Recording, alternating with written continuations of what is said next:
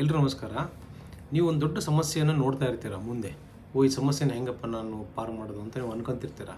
ಆದರೆ ನೀವು ಒಂದು ಏನಾದರೂ ಅದಕ್ಕೊಂದು ಸೊಲ್ಯೂಷನ್ ಹುಡುಕಿ ಪಾರು ಮಾಡಿದರೆ ನೀವು ಸ್ವಲ್ಪ ದಿವಸ ಆದಮೇಲೆ ಆ ಸಮಸ್ಯೆ ಚಿಕ್ಕದು ಕಾಣುತ್ತೆ. ಯಾಕಂದರೆ ದೊಡ್ಡ ಪರ್ವತ ಇರುತ್ತೆ.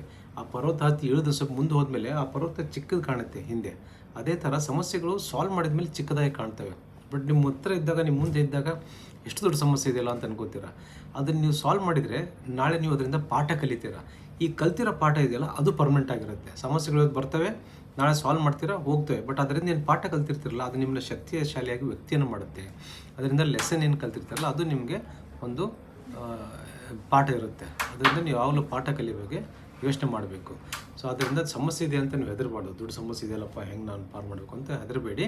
ಇದರಿಂದ ನಾನು ಏನು ಕಲಿಬೇಕು ಅಂತ ನೀವು ಒಂದು ನೋಡ್ಕೊಳ್ಳಿ, ಆ ವಿಷಯವನ್ನು ಕಲೀರಿ.